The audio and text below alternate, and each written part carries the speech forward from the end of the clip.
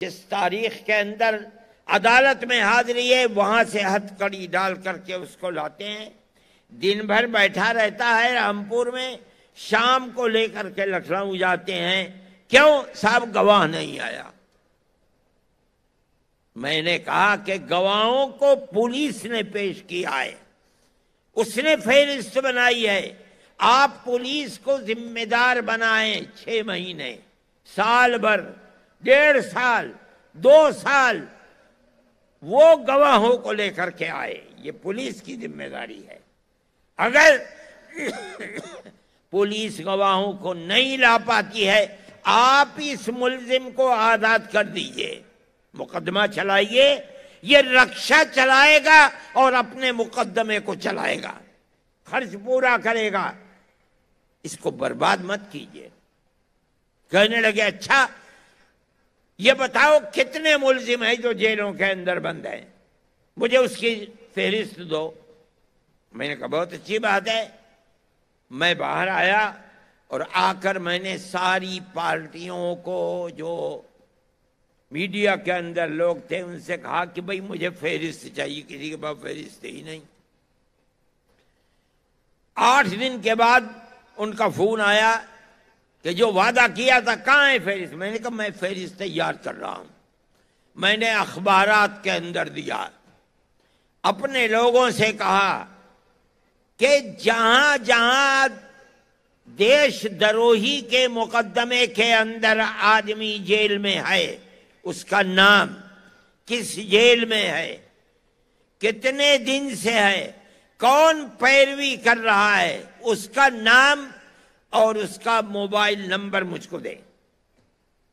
پورے ہندوستان سے جمع ہو گئے اور یہ بتائیں کہ کتنے سال سے جیل میں ہے۔ میں نے ایک فہرست بنائی، 18 سال اس وقت تھے، 18 سال سے اتنے لوگ ہیں، یہ نام ہیں اور ان کے پیروکار یہ ہیں، فلاں جیل میں ہے۔ 17 سال سے اتنے ہیں، 16 سال سے اتنے ہیں، 15 سال سے اتنے ہیں، 10 سال تک میں نے یہ فہرست بنائی مکمل نمبرات کے ساتھ، اور 10 سال کے بعد پھر میں نے نام لکھ دیے کہ اتنے ہیں۔ میں گیا پھر پڑھا اس فہرست کو اور مجھ سے کہنے لگے کیسے یہ فہرست ملی؟ میں نے کہا کہ میں نے لاکھوں روپیہ جمعیت علماء کا خرچ کر کے اس فہرست کو بنایا ہے اور ایک ایک نام درست ہے، آپ تحقیق کر لیجئے۔ کہنے لگا اچھا دیکھو میں کیا کرتا ہوں۔ جوان آدمی ہے، میرے دل میں یہ بات آئی کہ بہت کچھ ہو سکتا ہے کہ ان بیچاروں کی مشکلات ختم ہو جائیں۔ اگلے دن میرے پاس ڈپٹی ہوم منسٹر کا فون آیا، میں دلی ہی میں تھا، تو میں ملنے کے لیے آنا چاہتا ہوں۔ میں نے کہا آپ نہ آئیے، لوگ دیکھیں گے تو میری جان مصیبت میں آ جائے گی، کسی کی کچھ ضرورت ہے، کسی کی کچھ ضرورت ہے، میں آپ کے پاس آتا ہوں۔ چنانچہ میں چلا گیا، کہا کہ راہل جی کا میرے پاس یہ فون آیا ہے اور میرے لیے یہ بات انہوں نے کہی ہے کہ میں آپ سے ملوں۔ میں نے کہا ٹھیک ہے۔ میں نے وہی بات جو راہل جی سے کہی تھی میں نے ان سے کہی۔ انہوں نے آئی بی اور دوسری ایجنسیوں کے جو چیئرمین تھے ان کو بلا لیا۔ انہوں نے کہا کیا پروگرام ہے؟ میں نے کہا میں یہ کہتا ہوں آپ سے، کسی نے میرے پروگرام کی مخالفت نہیں کر نہیں سکتے تھے، بڑی معقول بات ہے۔ کہنے لگے بہت اچھا، آپ ہمیں موقع دیں۔ میں نے کہا بہت اچھی بات ہے۔ اس کے بعد میری ان کی 2 مرتبہ ملاقات ان کے آفس میں ہوئی، الگ بیٹھ کر کے بات چیت ہوئی۔ میں کہتا ہوں کہ فرقہ پرستی کی وہ طاقت جنہوں نے گاندھی جی کا قتل کیا تھا، یہ کیسے ہو سکتا تھا کہ آج وہ طاقت جو بہت طاقتور ہے وہ کیسے چھوڑ دیتی؟ 2 مہینے نہیں گزرے کہ ان کو ختم کر دیا گیا، جتیندر کو، اور آج وہ ہوم منسٹر نہ ڈپٹی ہوم منسٹر کچھ بھی نہیں رہے، وہ سارا مسئلہ فائل بند ہو گئی۔ میرے بھائی یہ فرقہ پرستی ہے۔ ہم نے اس فرقہ پرستی کی مخالفت جمعیت علماء نے کی، اور ہم برابر کر رہے ہیں، یہاں تک کہ اس فرقہ پرستی کے سلسلے میں لچکدار پالیسی ہی کی وجہ سے میں کہتا ہوں کہ کانگریس کا دور ختم ہو گیا۔ اگر کانگریس اس فرقہ پرستی کو لگام لگا دیتی تو کانگریس کا دور، جس کی بڑی بہترین تاریخ ہے ملک کی آزادی کے اندر، اس کو کبھی یہ موقع دیکھنے کو نہ ملتا جہاں کانگریس آج کھڑی ہوئی ہے۔ جمعیت علماء برابر اپنا کردار ادا کرتی رہی ہے، مسلمانوں کے مسائل ہو کہ ہندوؤں کے مسائل ہو، ہم نے کبھی مذہب کی بنیاد کے اوپر کوئی معاملہ نہیں کیا۔ ہم ہر ہندوستانی کی جمعیت علماء ہر محاذ پر مدد کرنے کے لیے ہر وقت تیار رہی ہے اور مدد کرتی رہی ہے، یہاں تک کہ کانگریس کا دور اقتدار ختم ہو گیا۔ ہم کہتے تھے کہ جو لوگ گاندھی کیپ پہن کر اور گاڑھا کھدر اپنے جسم پر لگا کر اپنے آپ کو کانگریسی کہتے ہیں، یہ کانگریسی نہیں ہے، ان کے دل فرقہ پرستی میں سیاہ ہے۔ ہماری اس بات کو کوئی قبول ہی نہیں کرتا تھا، لیکن جیسے کانگریس کی اقتدار کی فائل بند ہوئی، ایک ایک کر کے کانگریس چھوڑ کر بی جے پی کے اندر داخل ہو گئے۔ جن لوگوں کو انگلی پکڑ کر سیاسی پلیٹ فارم پر چلانا کانگریس نے سکھایا، جن کو دودھ پلا کر کانگریس نے سیاسی شخصیت بنایا، وہ سب کے سب بے غیرت لوگ اسی دن، جس دن اقتدار نے کروٹ لی، کانگریس چھوڑ کر کے بی جے پی کے اندر جا کر کھڑے ہو گئے۔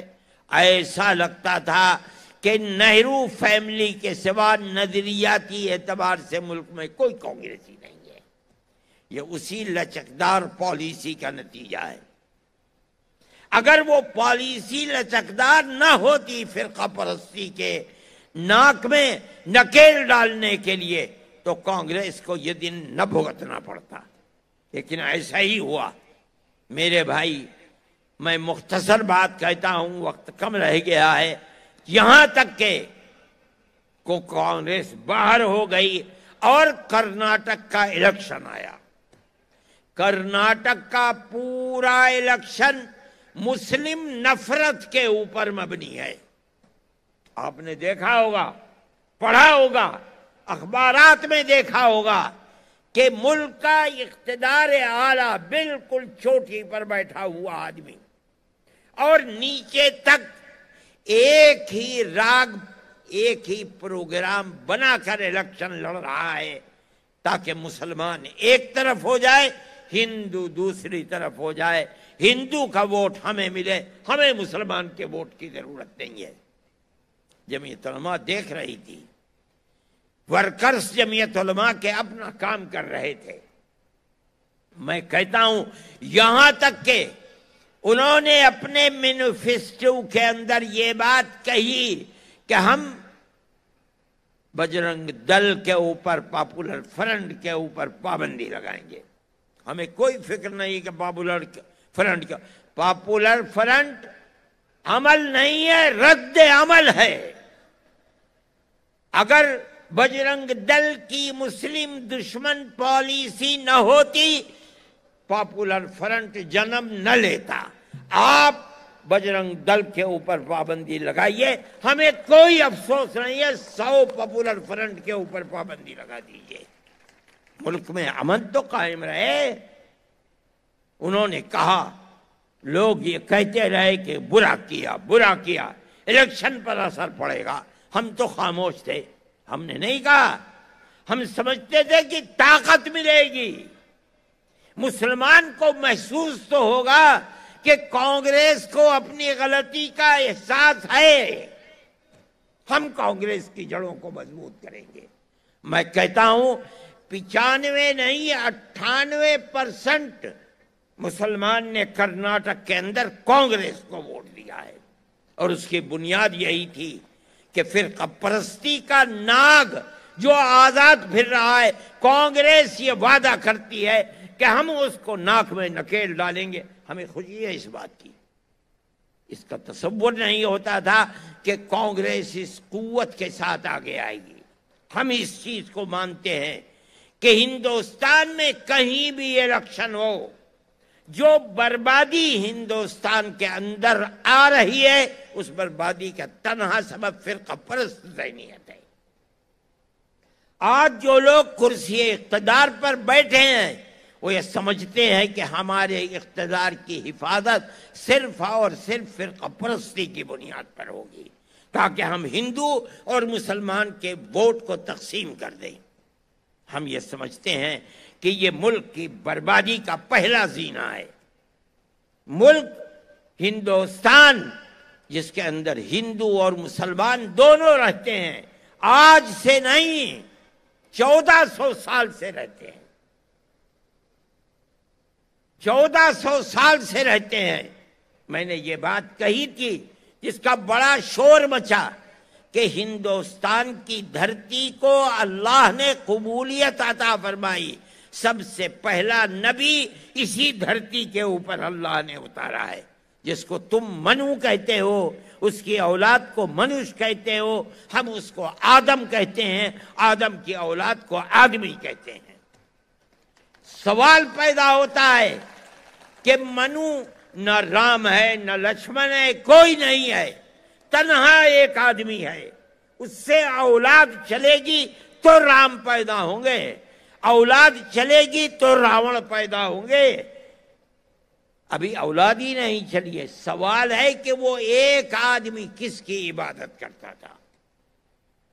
کوئی نہیں بتا سکتا. ہمارے پاس اللہ کی کتاب قرآن ہے.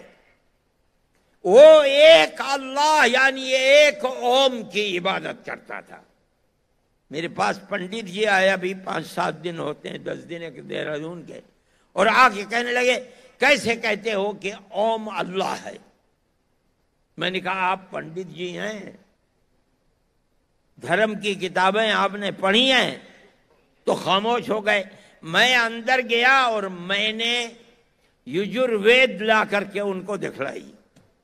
اس کا جو سب سے آخری منتر ہے میں نے وہ پڑھ کر ان کو سنایا. بالکل خاموش بیٹھ گئے. اوم کے معنی اللہ کے ہیں. پوری کتاب میں کہیں یہ نظر نہیں آتا بت پرستی. ہر حکم وہی ہے ایک خدا کا جو قرآن کہتا ہے.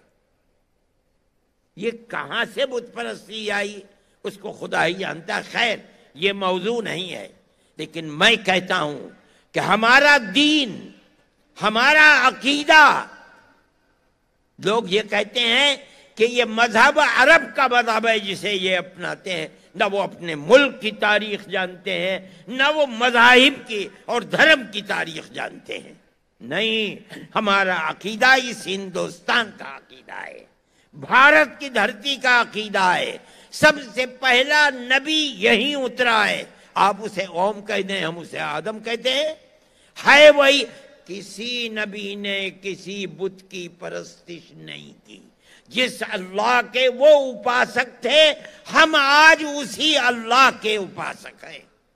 یہ ہمارا عقیدہ ہے. اس عقیدے میں کوئی فرق نہیں ہے. ہر نبی نے یہی عقیدہ دیا ہے، یہاں تک کہ آخری نبی. ہم بھی انہی کی طرح بت پرستی میں لگے ہوئے تھے. کوئی رام کو پوجتا تھا، کوئی راون کو پوجتا تھا. لیکن یہاں تک کہ ہمارے آقا حضرت محمد صلی اللہ علیہ وسلم آئے، انہوں نے سبق دیا اللہ ایک ہے. ہمارے دل کے اندر ان کی بات اتر گئی اور ہم ایک اللہ کو ماننے لگے. لیکن یہ ایک اللہ کی بنیاد سب سے پہلے اس کا پتھر اس دھرتی میں بھارت کی رکھا گیا. جتنے انبیاء آئے ہیں، شیس، ادریس، نوح، ہود، صالح، شعیب، سب کے سب اسی ایک اللہ کے ماننے والوں کی کڑی ہے. یہاں تک کہ حضرت محمد صلی اللہ علیہ وسلم آئے، ہم اللہ کے فضل و کرم سے ان کی امت میں ہیں. ہم اللہ کو ایک مانتے ہیں، مگر سب سے پہلے اس کا پتھر اسی ہندوستان میں رکھا گیا ہے۔ یہ ہمارا مذہب ہے، ہم اسی مذہب کے اوپر چلتے ہیں۔ اسی آدم اور منو کی ساری دنیا اولاد ہے۔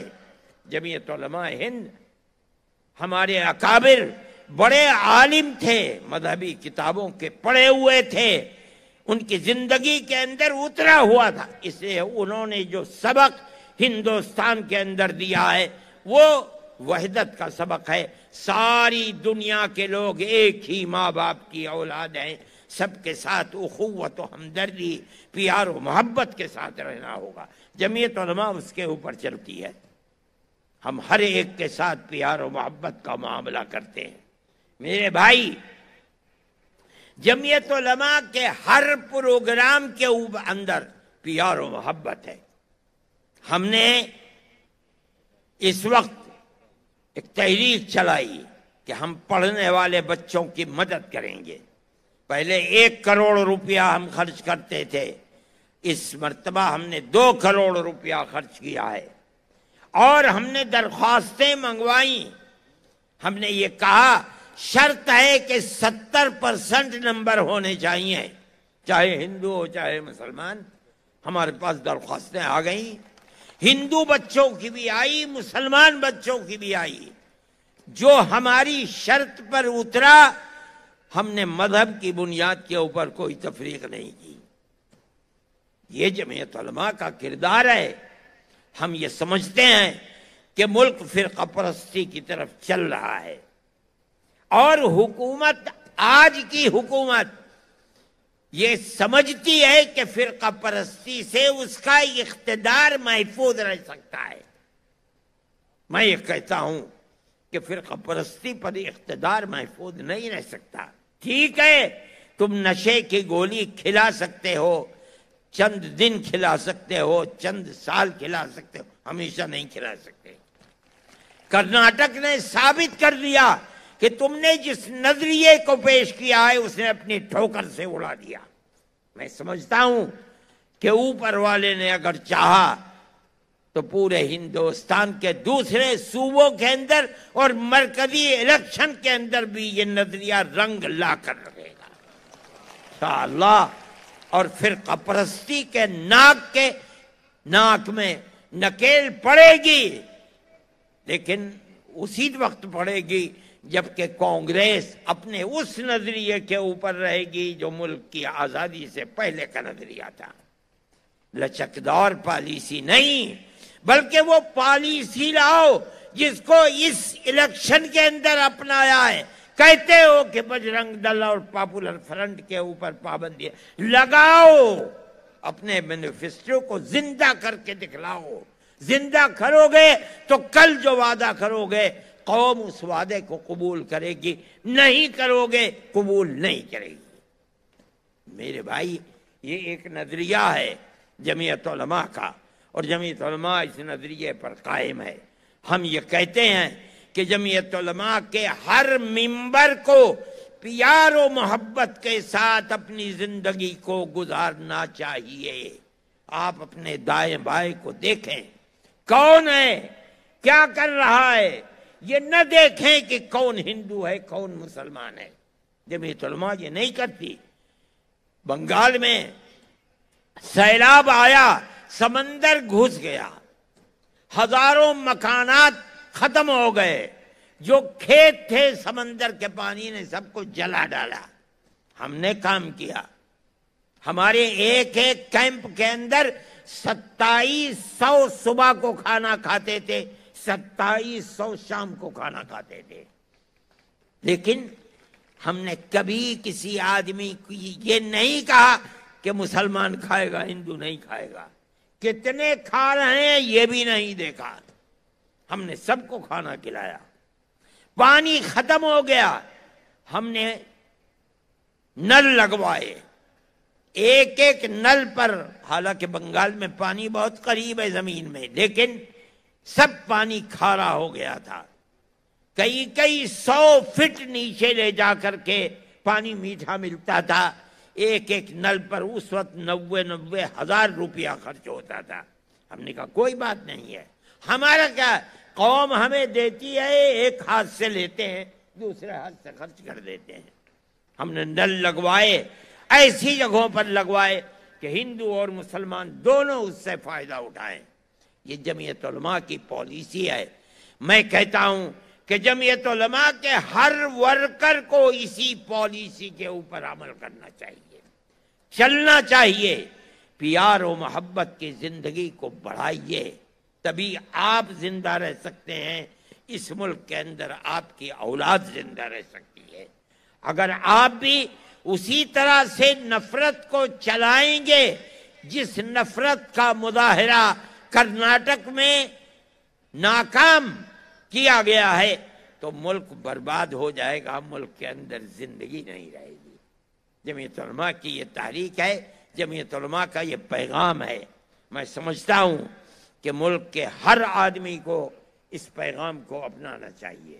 دوسری چیز خاص طریقے پر میں کہتا ہوں، ابھی کسی تقریر کرنے والے نے کہا تھا کہ ارتداد کی ہوا چل رہی ہے، اپنے مذہب کو چھوڑ کر لڑکیاں خاص طور پر جا رہی ہیں۔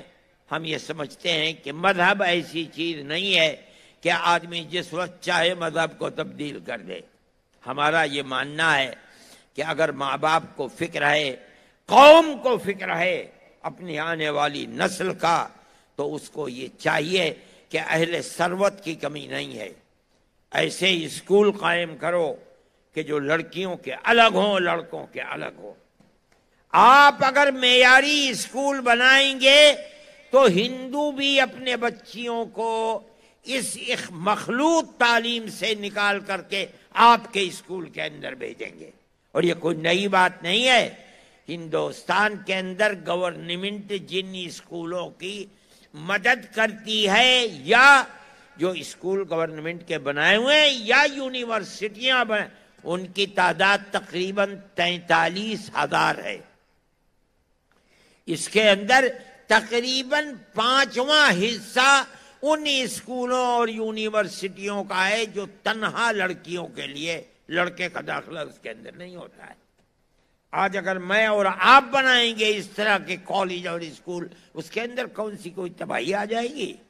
لیکن مسلمان کا حال یہ ہے کہ وہ شادی بیاہ کے اندر 10-20 کروڑ روپیہ ایک ایک آدمی خرچ کر دیتا ہے، لیکن قوم کی پریشانی کا خیال نہیں کرتا ہے۔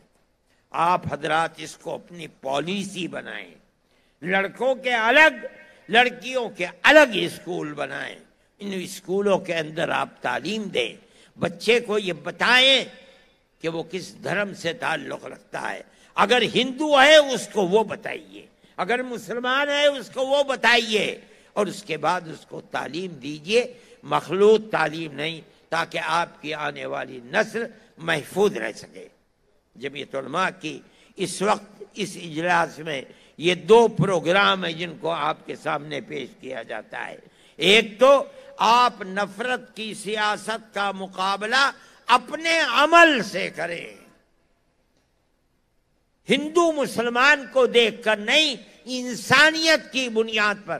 آپ کھیت میں ہوں تب، دکان میں ہوں تب، بازار میں ہوں تب، اپنے محلے میں ہوں تو جہاں رہیں ان کی غمی کے اندر شریک ہوں، ان کی خوشی کے اندر شریک ہوں، اپنی خوشی کے اندر اپنے اڑوس پڑوس گاؤں اور قصبے کے ان ہندوؤں کو بلائیں جن کے چہرے ظاہر ہیں، اور ان کی غمی کے اندر آپ شریک ہوں، مبارکبادی دیں خوشی میں، غمی میں جا کر تعزیت کریں، اور اپنی خوشی کے اندر ان کو بلائیں۔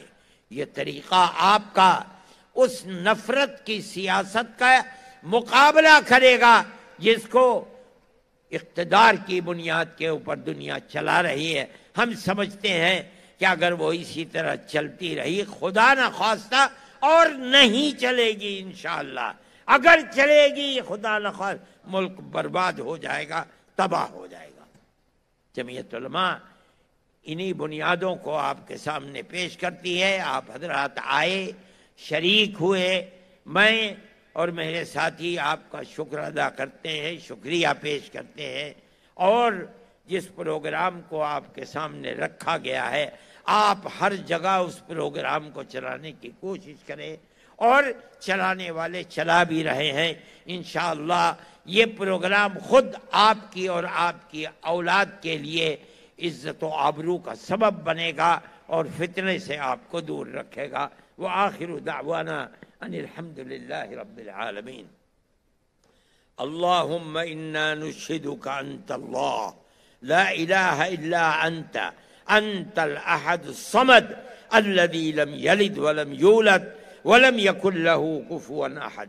اللهم صل على سيدنا عبدك ورسولك محمد النبي الأمي وعلى آله وأصحابه وأهل بيته وبارك وسلم كما تحب وترضى عدد ما تحب وترضى۔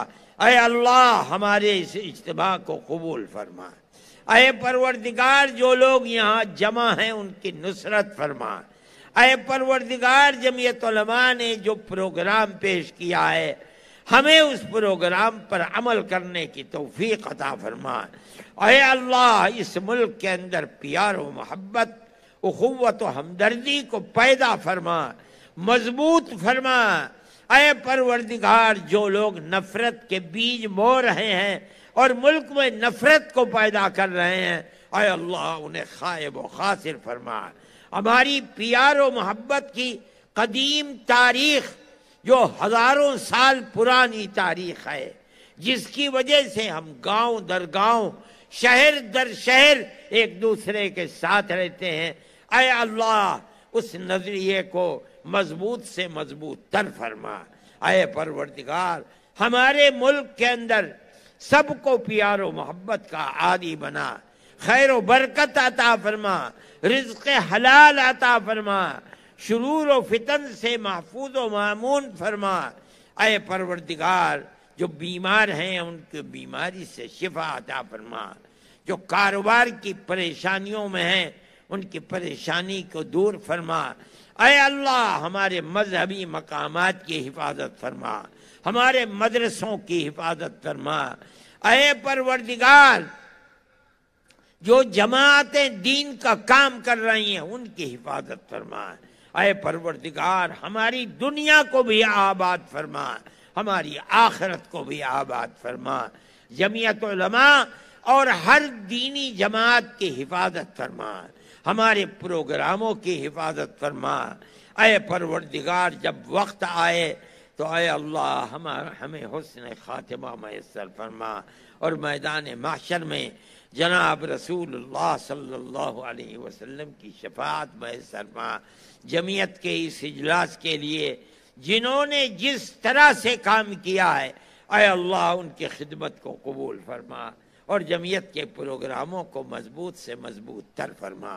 وصلی اللہ تعالی علی خیر خلقہ سیدنا محمد وعلی آلہ واصحابہ اجمعین۔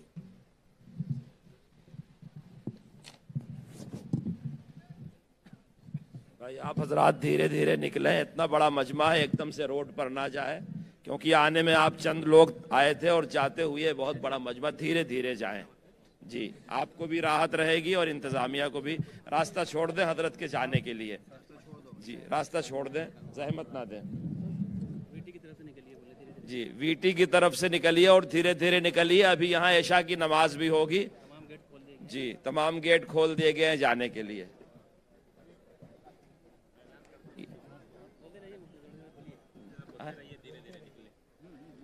جی ہر طرف کا گیٹ کھلا ہوا ہے لیکن تھوڑی تھوڑی تعداد میں جائیے۔ جی اور ہر جگہ پولیس نگرانی میں لگی ہوئی ہے، ان کے ساتھ تعاون کریں، کوآپریٹ کریں۔ جو ضابطہ ہے اللہ تعالیٰ ان لوگوں کو بہت جزائے خیر دے، انہوں نے ہر طرح سے ہمارا تعاون کیا ہے۔ جن حضرات کا وضو ہو سب بنا لیں، جن کا وضو ہو سب بنا لیں، نماز ہوگی عشاء کی۔ بھائی راستہ دے دو، کوئی صاحب مسافہ کرنے ملاقات کرنے کی زحمت نہ کرے، بڑی مہربانی ہوگی۔ دعا کرتے رہے، اللہ تعالیٰ حضرت کا سایہ سلامت رکھے۔ سب کہاں تھے آپ؟ مفتی سعید الرحمان صاحب کو بے انتہا یاد کرتا رہا، کہاں تھے آپ؟ کا بھی تھوڑا سا خطاب تھا 2-4 منٹ کا. ہاں مفتی صاحب اذان ہے، اب نماز پڑھا دیا، اذان پکار دیا، دونوں میں سے آ جائیے، دے دیں اذان. مفتی سعید الرحمان صاحب اذان دیں گے، اس کے بعد یہی جماعت ہوگی. جی جی مفتی صاحب، مفتی سعید الرحمان صاحب سے درخواست ہے کہ شکریہ کلمات ادا فرمائیں یہاں کے لیے.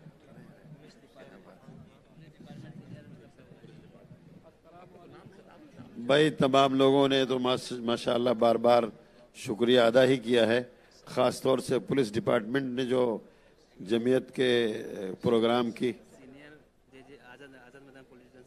آزاد میدان والوں نے، دوسرے سینئر پولیس افسروں نے جو ہمارا تعاون کیا، ان کے لیے بہت بہت شکریہ اور بہت بہت بدھائی. ہم سب کا شکریہ ادا کرتے ہیں. جزاک اللہ.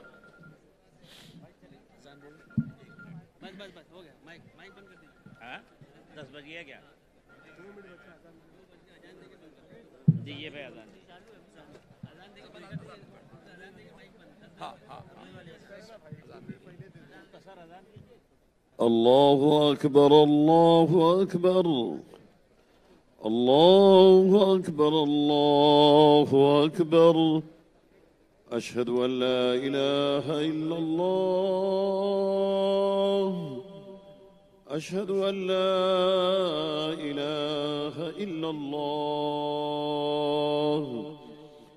اشہد ان محمد رسول اللہ، اشہد ان محمد رسول اللہ. حی علی الصلاة، حی علی الصلاة، حی علی الفلاح، حی علی الفلاح.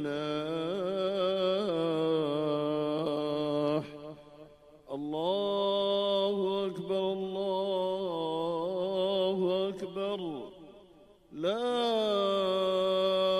الہ الا اللہ.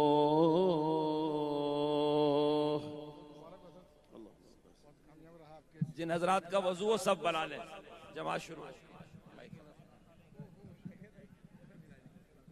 ہلو حضرات، سی ایس ٹی کی طرف چھترپتی شیواجی مہاراج کی طرف کا بھی گیٹ کھلا ہے. آپ حضرات سب ایک ہی رک جا رہے ہیں، وہ راستہ بھی الٹے ہاتھ کا کھلا ہے، آپ وہاں سے بھی باہر جا سکتے ہیں.